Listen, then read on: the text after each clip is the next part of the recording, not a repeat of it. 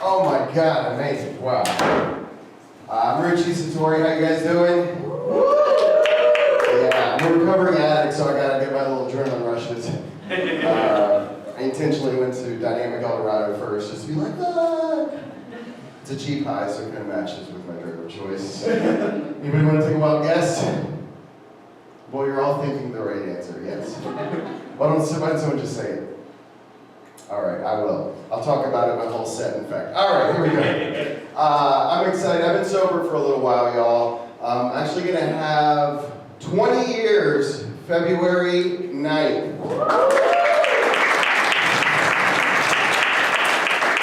2035. Yeah, I got some clean time. But at first, the only time I ever just said no is when I misunderstood the question. Oh, wait, no. Now I'm addicted to comedy, so thank you all for enabling me. Thank you. I needed this.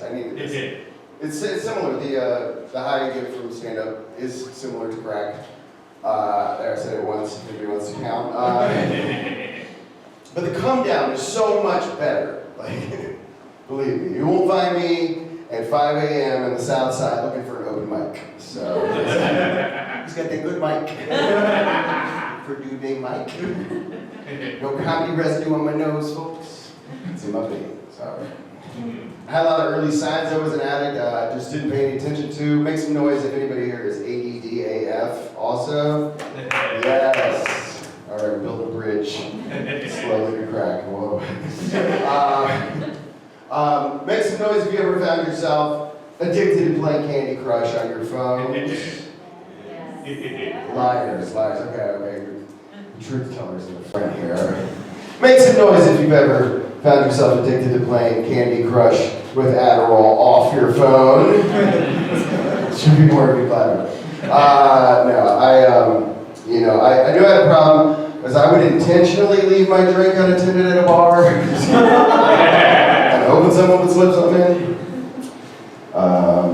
I could drive for 3 days straight, y'all, using just my knee. I'd be like, I didn't have a car, so. Just a duffel bag full of catalytic converters and a dream. So, I did volunteer to go to Afghanistan. It was just to cut out the middleman, though. So. I turned down a free trip to Disney once because they have a rule, no cutting lines. Sounded sketchy. I did a lot of rocks before I hit rock bottom. That's true. All right, playing the home game version. I'd be in my happy place in the bathroom trying to get high. I gotta take a hit and go. Then I heard like police helicopters over my house. It was like the house. I didn't have electric, but what do I do? So I'm like, I'm gonna hide behind the toilet like a cube. Just use that improv object work. But I have a moment of clarity. I was like, I need to quit this shit tomorrow. Then I realized that the helicopter over my house was actually just a bathroom fan. I hit the shit hit the fan.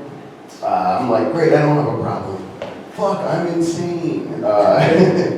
So I go down to the friendly neighborhood crack house, and the actual police busted in, and this was in Montreal, so I don't know, guns were drawn or baguettes, I can't remember. But they're yelling in French, tabarnak, the Christ, the carnisme, tabarnak, gross, but that. And I don't really speak French, which was another problem I had in Montreal. But I understood gross patat. That's, anybody take French? Anybody fuck up now take Spanish? Like me? It means fat potato. And I was like, oh, I'm a skinny ass crackhead. So they only asked for one person's ID. They're like, Virginia, nice vacation. And they just gave it right back. Because even a crack house in Montreal has more culture than Colonial Williamsburg. But I wasn't convinced they weren't looking for me, so I found somebody as paranoid looking as I was. Like, he looked like a featured extra on The Walking Dead. callus on his thumb was bigger than his thumb. I'm like, are they looking for me? He's like, yeah, they're looking for you. I'm like, fuck, what do I do? He points to the window. So I scurry across the wall like a cockroach. I jump out, and I don't come back. For like an hour and a half. Yeah, I realized the window I jumped out of was just a mirror. Yeah. But that wasn't my rock bottom. Should have been. I knew I hit rock bottom when the 80 rock I swallowed when I got arrested finally came out of my ass, and I thought about smoking it. And then I definitely maybe smoked it. Yes, my bottom rock. That's my rock bottom. I just got back from Brazil recently. My brother got married out there, and everyone's like, it's dangerous in Brazil. I'm like, I go to sleep to gunshots every night at the Planet Fitness by the highway. It'll be all right. But I get there, it's just paradise, y'all. It's beautiful, and I see this lady at the end of the bodega the first night I'm there, and I was just like mesmerized. Her body was just like bam, bam, boom-da, boom-da. And eventually she turns around all slow and sexy. And 83 years old, y'all. It is dangerous in Brazil. Everyone's got a BBL. They just call them butt lifts there. But I couldn't help myself. I was like, you got a fat ass, mommy? She's like, it's grandmommy. I don't know why she sounded like a vato. I studied French. Okay, but yeah, I had a hard time dating before I got clean, but now 10 years next month, clean and sober. Dating is impossible. Yeah, I still don't know any pickup lines besides you want to get high. I just never thought I'd need another one. But I don't know, like, what am I supposed to say? Do you want to go boof some CBD gummies back at my place? It's parked right there. I'm 40 now, my dirty 40s, and you know, it's tough. Like, I can get down still, but you know, it's just the getting up part the next morning. Like, I think I can go to bed like a porn star. I just wake up feeling like a pawn star, Chumley to be exact. But yeah. I've been getting into yoga. I got my yoga teaching certification, so now officially an unemployed yoga teacher. I cannot balance a checkbook, but I can balance my chakras. I found I gravitated more to the meditation part of yoga, so spiritually I am ripped. Physically, I think I ripped something.